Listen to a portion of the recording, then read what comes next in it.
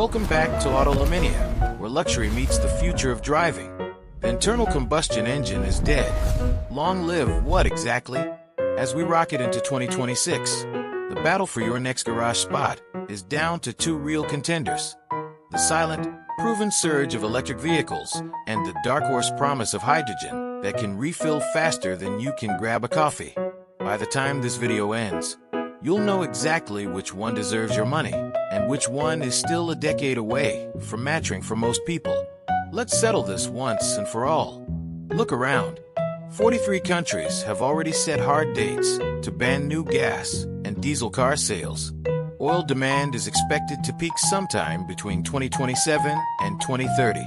1 in every 5 cars sold worldwide in 2024 was fully electric, and transportation still pumps out almost a quarter of all global CO2. This isn't a trend. It's physics, politics, and economics colliding at 100 miles per hour. We're not switching because it's cool.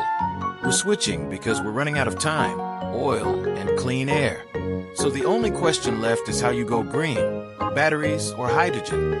Let's start with batteries, because right now they're winning, and it's not even close. In 2025 and 2026, we're finally seeing the breakthroughs people have promised for a decade. Real-world 400 to 500-mile range is no longer a press release fantasy. It's showing up in cars you can actually buy today. Lucid Air, the new Zeekr 001, Mercedes EQXX concepts that already did 747 miles on a single charge. Solid-state batteries are shipping in limited production next year from Toyota, QuantumScape, and Samsung, and 800-volt architectures plus 400 to 600 kilowatt chargers mean 10-minute charges from 10 to 80% are becoming normal. At home, a simple 11 or 22 kilowatt wall box is all most people ever need because 90% of charging happens overnight while you sleep. There are now 200,000 public plugs in the United States, 600,000 in Europe, and over 3 million in China. Tesla's supercharger network is open to everyone, and winter range loss with modern heat pumps is down to 15 to 20% instead of the 40% horror stories from 5 years ago. And the driving? Instant torque, one-pedal Reagan, total silence, and 0 to 60 times under 2 seconds for less than 40 grand in some markets. The everyday experience still hasn't been beaten. Now let's talk about the underdog that refuses to die. Hydrogen. Here's how it actually works.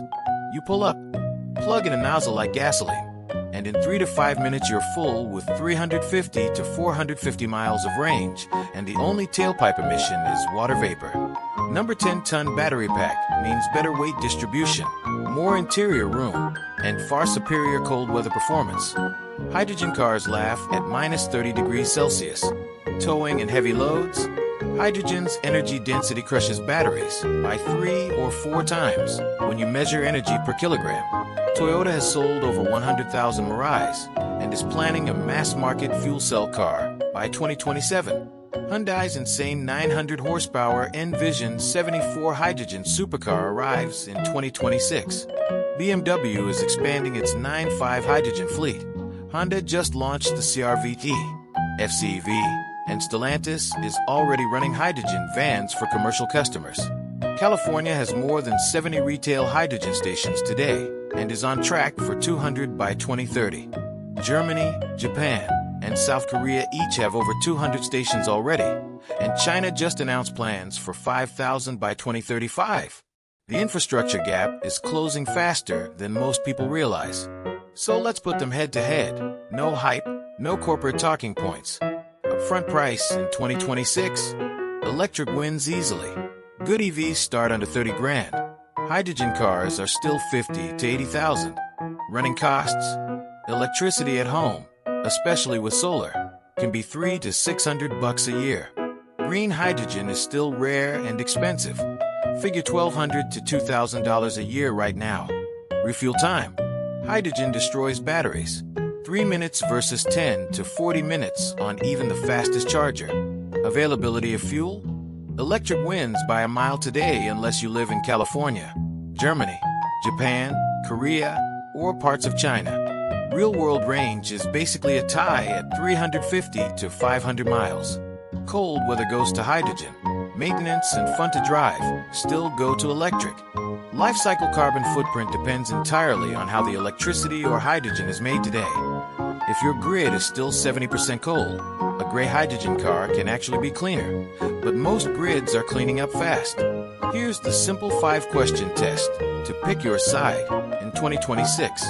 1. Can you charge overnight at home or work? If yes, buy an EV and never look back. 2.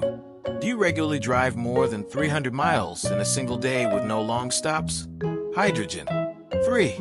Do you live in one of the handful of places where hydrogen stations actually exist? Then hydrogen is realistic. 4. Is your local electricity still mostly coal? Then hydrogen might be greener right now. 5. Is your budget under $50,000? Then only electric exists at that price point.